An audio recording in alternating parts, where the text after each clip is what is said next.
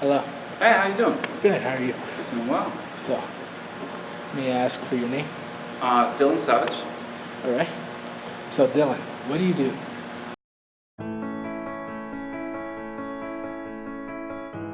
I'm a photographer. All right. Can you explain what that is? Being a photographer, or Uh, or do you want me to understand the field that I go ahead and photograph? yeah, the field. My primary fields right now are cosplay photography. I'm beginning to dabble in fashion, but all around studio photography. Um, Basically, cosplay photography is documenting costumes that people wear when they want to go ahead and impersonate and envelop themselves in a fictional character or a screenplay character. And they get to go ahead and dress up and make that character come to life. Interesting. And fashion obviously is, well, a highly intense field of fashion photography. And how did you get into this field? Originally, I started out with photography when my dad got me into it. I was about five or 6 years old, and I was always taking pictures and stuff on a point and shoot camera. But as time went on, and as I got into high school, I began shooting with more DSLR and professional grade cameras. And now that I'm currently attending Metro State University, I've been going into more of a photojournalism field. And what I realized is with photojournalism is there's a lot of avenues, but there's a lot of avenues it doesn't take you. And that's when I began looking for more of the artistic side of photography and looking for kind of a niche that I can go ahead and kind of capitalize on. And that's when I fell into cosplay and fashion. Is I found some people in the community, and I told them that I was looking to go ahead and potentially pursue that community, and they welcomed me in with open arms. And how much work have you done in the past that led up to this point? When you say work, do you mean potential shoots, or do you mean just shooting in general to go ahead and better myself? Shooting in general to better yourself. Oh man. Well, as I said, I started out when I was probably about 5 or 6, so it's been 15, 16 years now. So between shooting probably 10, maybe 15 hours a week back in high school for my yearbook, because I had a daily assignment, plus shoots that I just kind of drew up.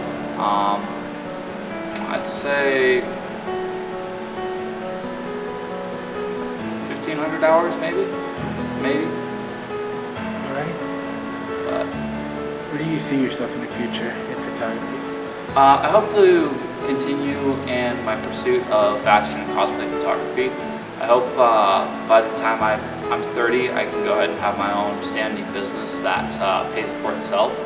And I'm hoping that in that I can go ahead and be able to submit more of my work to magazines and have it be published on a weekly or monthly basis, depending on the magazine. And how much equipment do you have to work with?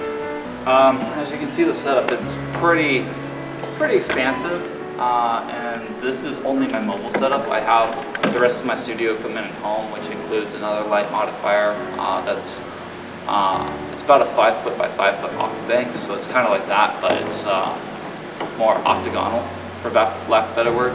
But no, I try and carry a light kit. Usually I carry 2 bodies, which includes a D600 and a D70-100.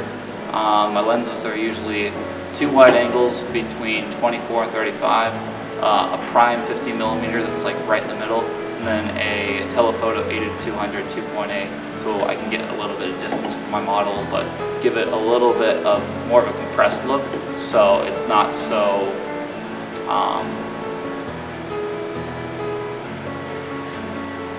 it's not so far away. So when you look at the image, it doesn't look like everything is miles apart. It's pretty compressed, like it's almost right backing her up. And how much open communication do you have with other people in photography? What do you mean by that exactly? Like how effective do you communicate with your models or your clients, or? Communication obviously is key in anything, but in photography it's beyond necessity, because obviously if there is no open communication and open dialogue with your models, the most important thing during a photo shoot isn't so much the gear working. That's only part of it. The most important part about having a shoot, whether it be fashion, cosplay, high school portraits, whatever it is, as long as you have a person, you want to make sure that they are comfortable and they are taken care of. Everything else after that is just what comes out of it. Whether it be gear functioning, that doesn't matter. As long as your model's happy and as long as she's happy with the images that you're making or you're making for him or her, that's all that matters. All right. And if you were to meet a younger version of yourself, what kind of advice would you give them? Oh man, I don't know where to start. There's a lot of turns that I've made in my photography career, for lack of a better word, that has been both good and bad. But if I could go and meet a younger version of myself, I would definitely say save your money, buy a full frame camera. Back up all your images, no matter what. Don't just have one copy on your laptop. Have at least 3 copies, even if it costs you a lot of money to go ahead and buy those 4 terabyte expansion drives. Do it, because they are a lifesaver. And always make sure you know what your passion is.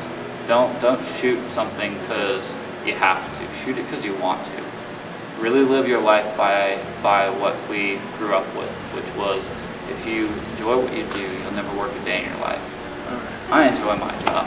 I mean, like, I wouldn't ask for any other job in the world, because it's something I get to have fun with. It's something that, it's a free creation for myself. I don't have to worry about standards or limitations. I make what I want. Granted, there will be guidelines, but they're guidelines. Photography is all about art and expression, and the way I incorporate that into my art is seeing things from a new perspective that you don't usually get. Being able to go ahead and do something with a scrim, which we saw earlier. It's that little board with the cutouts.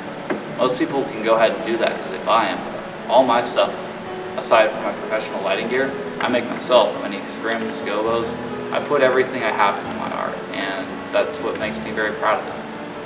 And if I didn't put myself into my art, it wouldn't be art.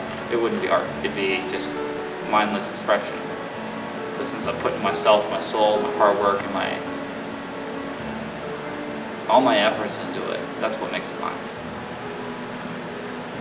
All right, great. All right. Well, thank you